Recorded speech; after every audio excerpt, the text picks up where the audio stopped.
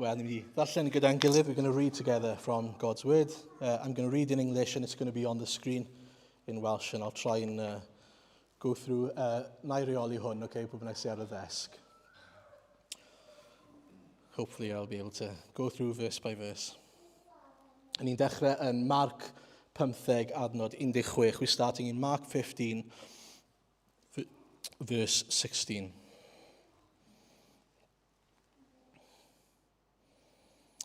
The soldiers led Jesus away into the palace, that is, the praetorium, and called together the whole company of soldiers. They put a purple robe on him, then twisted together a crown of thorns and set it on him. And they began to call out to him, "Hail, King of the Jews!" Again and again they struck him on the head with a staff and spat on him. Falling on their knees, they paid homage to him. And when they had mocked him, they took off the purple robe and put his own clothes on him. Then they led him out to crucify him.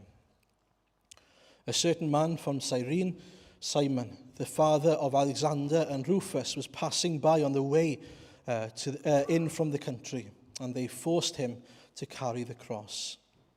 They brought Jesus to the place called Golgotha, which means the place of the skull. Then they offered him wine mixed with myrrh, but he did not take it. And they crucified him. Dividing up his clothes, they cast lots to see what each would get. It was the 3rd hour when they crucified him. The written notice of the charge against him read, "The King of the Jews." They crucified 2 robbers with him, one on his right and one on his left. Those who passed by hurled insults at him, shaking their heads and saying, "So you who are going to destroy the temple and build it in 3 days, come down from the cross and save yourself." In the same way, the chief priests among the teachers of the law mocked him among themselves. "He saved others," they said, "but he can't save himself. Let this Christ, this King of Israel, come down now from the cross, that we may see and believe." Those crucified him also heaped insults on him. At the 6th hour, darkness came over the whole land until the 9th hour. And at the 9th hour, Jesus cried out in a loud voice, "Eloi, Eloi, lama sabachthani," which means, my God, why have you forsaken me?" When some of those standing near heard this, they said, "Listen, he's calling Elijah." One man filled a sponge with wine vinegar and put it on a stick and offered it to Jesus to drink. "Now leave him alone. Let's see if Elijah comes to take him down," he said. With a loud cry, Jesus breathed his last. The curtain of the temple was torn in two from top to bottom. And when the centurion who stood there in front of Jesus heard his cry and saw how he died, he said, "Surely this man was the Son of God." Amen. Wel, heddi te, i ni'n mynd i gyfeirio ein meddyliau ni at Galfaria ac ystyried beth i ni'n gwybod am yr hyn ddigwyddodd ar y groes, beth i ni'n gwybod am yr arglwydd oherwydd y groes, a pham fod hynny'n bwysig, pam fod hynny ac unrhyw beth i wneud gyda ni. If you were here last Sunday night, we were reminded about the difference between being able to say, "I think" or "I feel something," and the ability to say, "I know something." The Christian can say, "I know that Jesus has paid the price for my sin." We don't think it, we don't hope it, we don't feel it, we know it. It doesn't depend on anything I do or will ever do. It depends fully on the finished work of Jesus Christ on the cross. A felly, beth ddigwyddodd ar y groes? A beth newidiodd oherwydd hynny? What changed? What was the effect of what happened on the cross? Wel, beth cyntaf ni'n mynd i edrych ar bore yma yw fod Iesu yn fuddigol. Oedd e'n fuddigol ar y groes. He was a victor on the cross. Felly wrth i ni ddarllen hanes marwolaeth Iesu just fyna yn Marc, falle bod chi'n meddwl mai dyna oedd y diwedd Iesu. Mae'n swnio fel diwedd y gan Iesu. Iesu fel petai yn marw yn nwylo y gelyn. Mae'n ymddangos. O'r olwg allanol, mae'n edrych fel bod Iesu wedi colli'r frwydr yna. But in actual fact, it's the opposite to what happened on the cross. The cross isn't the end. As Jesus was dying on the cross, think back, and we heard a bit about this in the prayer meeting on Wednesday. He'd been denied by Peter. He'd been turned on by the crowd. He'd been mocked and hurled insults on by the soldiers. Before then, he'd been betrayed by one of his own disciples, Judas. They were there mocking him and saying, if you are who you say you are, save yourself. If you really are the Son of God. And all the while, he was accomplishing his mission. From the outward appearance, it looked like he was losing the battle, but in fact, he was winning the battle. He was winning victory for his people. And his people are those who are hurling insults at him. His people are those who are denying him that moment. Mae yna gymaint o bethau prydferth mae Iesu'n dweud yn ystod wythnos y Pasg. Gormod i fi restru. Ond o'n i'n meddwl am rai wythnos hyn. O'n i'n meddwl am pan edrychodd e ar ei fam a dweud, wele wraig dy fab am Ioan. Sy'n cofio hynny.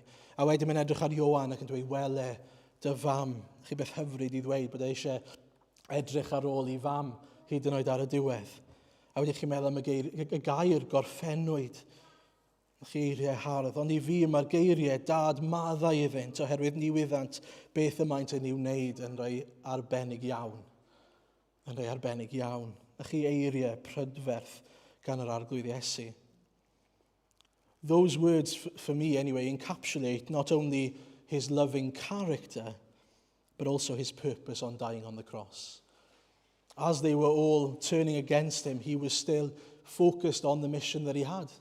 He was still saying, Father, forgive them. That's why I've come.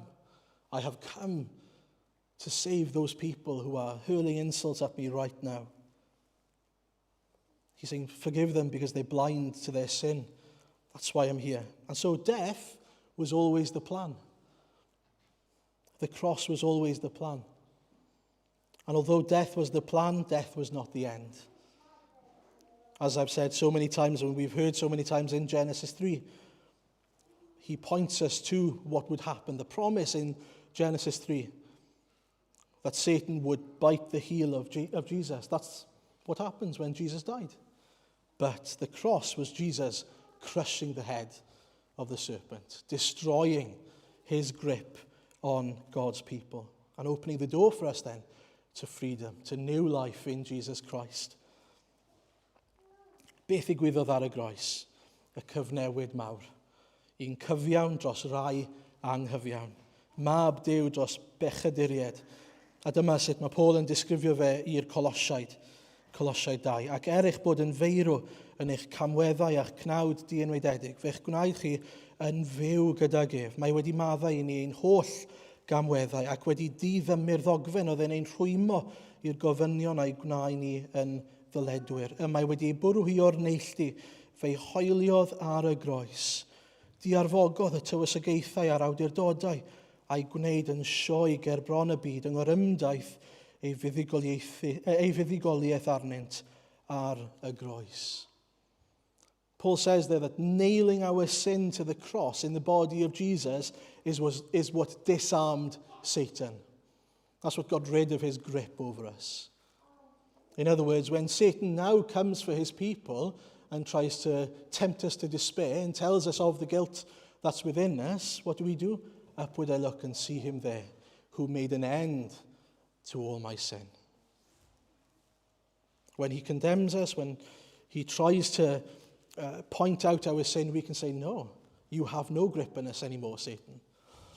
You have no hold over us because Jesus has dealt with all my sin. Past, present, future, I am free. That's what Jesus did when he disarmed Satan on that cross. That is the victory he has claimed over his people. You know, in the prayer meeting, one thing I miss is when Jenny would break out in song And she would start singing, usually, I think I'm right in saying, in the name of Jesus, we have the victory. In the name of Jesus, demons will have to flee. Who can tell what God can do? Who can tell of his love for you? In the name of Jesus, we have the victory. That's our victory. Now, the big question today is, have you claimed his victory over you? Wyt ti wedi hawlio y fuddugoliaeth yna drosod ti? Wyt ti'n gallu dweud, fel bydde Jenny'n dweud, in the name of Jesus, we have the victory. Bod y fuddugoliaeth gen ti oherwydd gwaith Iesu Grist ar y groes. Wyt ti wedi derbyn hynny? Nid jyst yn gwybod amdano fe. It's one thing to know about it. It's another to accept it. Wyt ti wedi derbyn yr arglwydd Iesu yn geidwad, yn arglwydd, yn fuddigwr dros Satan, yn dy fywyd di.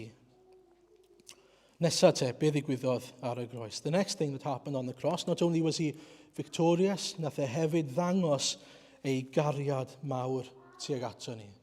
There's a great 80s song by Foreigner, can arbennig iawn yn yr 80au, I want to know what love is, can arbennig. Ond, dwi ddim yn rhoi'r ateb i chi.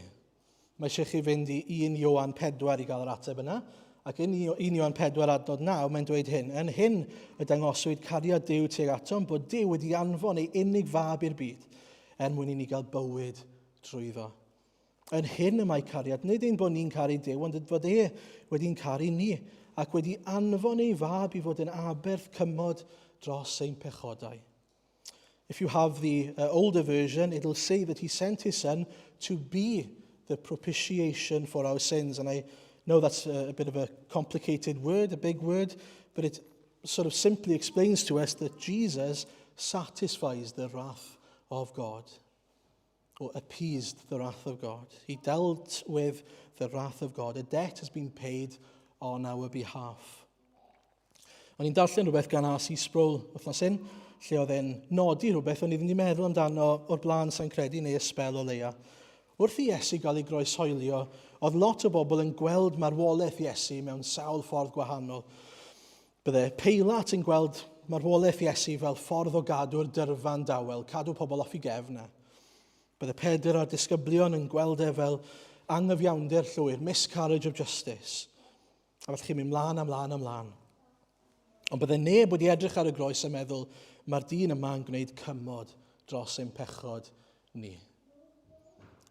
And yet, that's exactly what happened on the cross. He makes the weighing scales right again, as it were, before God. We heard a little bit about it on Sunday evening as well. And it's so important that we understand that, yes, the death of Jesus was an injustice. Yes, it was the death of an innocent man, but it was more than that. It was, in God's eyes, the Day of Atonement. That's what the death of Jesus was. It was the Day of Atonement. Nawr, mwyn deall beth yw ystyr hynny, dydd y cymod, mae rhaid i ni fynd nôl i Leviticus 16. Yn Leviticus 16, ni'n clywed am y broses yma, y ddeddf yma oedd gan yr Israeliaid. Unwaith y flwyddyn, byddai'r arch offeiriad yn mynd nôl tu ôl i len y deml, y lle mwyaf sanctaidd, y man sanctaidd i olaf, ac ar ôl ymolchi a gwisgo dillad arbennig, bydde fe'n aberthu bystach neu tarw, a wedyn bydde fe'n cael 2 fwch hefyd. Bydde fe'n teinellu wedyn, yn sprinclo, os liciwch chi gwaed yr aberth yna dros y drigareddfa, sef top arch y cyfamod. A wedyn bydde fe'n cymryd 1 gafr, neu 1 fwch, ac yn aberthu hwnna, a teinellu gwaed hwnna eto ar yr arch, oherwydd aflendid a gwrthryfel yr Israeliaid. A wedyn bydde'r bwch arall yn fwch dihangol, scapegoat, yn cael ei adael i fynd yn rhydd. Felly 2 afr, ych chi feddwl at trio darlunio yn eich pen, try and imagine in your head these 2 goats being brought in, one being sacrificed, one being the scapegoat. And then this high priest, Aaron at the time, would would place his hands on that second goat. He would sort of put on it, confess the sins of Israel on the goat, and then the goat would be released into the wild, into the wilderness, out far away, and they were forgiven for another year, as it was. And what's the point of all of that then? This Day of Atonement, what's it pointing us to? Well, firstly, we hear about this high priest in Hebrews 7 who sacrifices on behalf of his people. This is what we read. Dyma'r math o archoffeiriad sy'n addas I ni. Un sanctaidd di-fai, di-halog wedi ei ddidoli neu ddewis oddi wrth bechaduriaid, ac wedi ei ddyrchafu yn uwch na'r nefoedd, I nad oes rhaid iddo yn feunyddiol fel yr archoffeiriad offrymu a berthau yn gyntaf dros bechodau ei hunan, ac yna dros rhai'r bobl. Oblegid fe wnaeth ef hyn unwaith am byth pan fydd o offrymu ei hun, oherwydd mae'r gyfraith yn penodi yn archoffeiriad ddynion sy'n weiniaid, ond y mae'r geiriau llw sy'n ddiweddarach na'r gyfraith yn penodi mab sydd wedi ei berffeithio am byth. And so what we see is that Jesus on the cross was a high priest. And not only was he the high priest, he was the sacrifice too. And he died once and for all on the cross for the sins of his people, to satisfy that wrath of God. God's wrath is justified. He is a perfect God and we are sinners. It's important that when we read the Old Testament, we don't forget that those bulls and goats didn't actually forgive sins. That wasn't their purpose. They were to point us to one who would be able to once and for all deal with our sins. It was pointing us to Jesus. Unwaith y flwyddyn oedd yr archoffeiriad yn gwneud hyn er mwyn atgoffa pobl bod angen maddeiant arnyn nhw. Ac er mwyn cael maddeiant mae angen tywall gwaed. Byddai'n rhaid talu'r pris. A dylen ni allu deall hynny. Wrth I ni edrych ar y sefyllfa'n Ukraine, nag chi'n mynd yn grac. Pan chi'n edrych ar y sefyllfa, na chi'n meddwl mae'r bobl yma fel petai nhw'n cael neud beth maen nhw moyn. A dim cosb. Dim barn. Gobeithio bod ni'n deall bod Dyw yn gyfiawn yn barnu. Bod Dyw yn gyfiawn yn barnu anghyfiawnder. Mae anghyfiawnder yn heiddi cosb. A mae'r ymwybyddiaeth yna sydd gyda ni yn dod o Dduw. Dyw sydd yn rhoi y dealltwriaeth yna I ni bod pobl yn heiddi cosb, bod ni yn heiddi cosb. And so a just God, the triune God, God the Father, Son and Spirit, demands a punishment and sacrifice for sin. But in his great love, he is both the one who sets the demands, the law, and he is also the one that provides the sacrifice. This is what we read in Hebrews 10. Oherwydd cysgod sydd gan y gyfraith o'r pethau da sy'n dod, nid gwir ddelw y dirweddau hynny, ac nid allu o gwbl trwy'r un aberthau sy'n cael ei offrymu'n barhaus flwyddyn ar ôl blwyddyn, ddwyn yr arddolwyr I berffeithrwydd am byth. Petasau hynny'n bosibl, ond I fiasent wedi peidio a chael ei hoffrymu gan y fiasau mwyach ymwybyddiaeth o bechod gan addolwyr oedd wedi ei puro unwaith ac am byth. Ond y mae yn yr aberthau goffad bob blwyddyn am bechodau, oherwydd y mae'n amhosibl I waed teirw ag eifr dynnu ymaith bechodau. Ond yna ni'n neidio I adnod 8.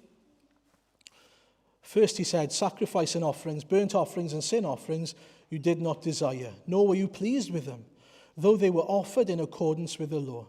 Then he said, here I am, I have come to do your will.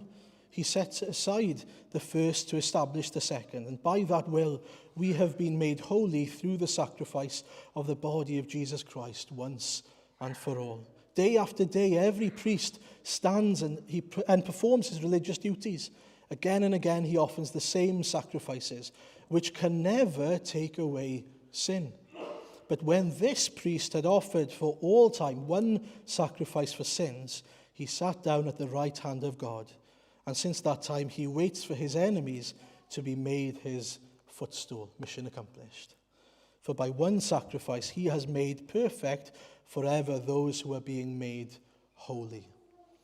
A dyma beth ni'n galw yr iawn neu propitiation. Y weithred yna, y broses yna, y mission yna o ddelio gyda digofaint Dyw, o fodloni Dyw unwaith ac am byth. Ni'n canu mewn munud yng Nghrist ei hun. Ac yn hwnna ni'n canu fe hoeliwyd holl wrth ryfel dyn, wrth groesbren yn ei gorff ei hun. Yr iawn di-fai dros bechod yw. Mae'r pris wedi dalu unwaith ac am byth. And then finally, and very quickly, we finish by looking at the second goat. Now, this second goat is an interesting goat. It's a scapegoat, the one who was let loose into the wilderness. Now, this points us to another aspect of Christ's work on the cross.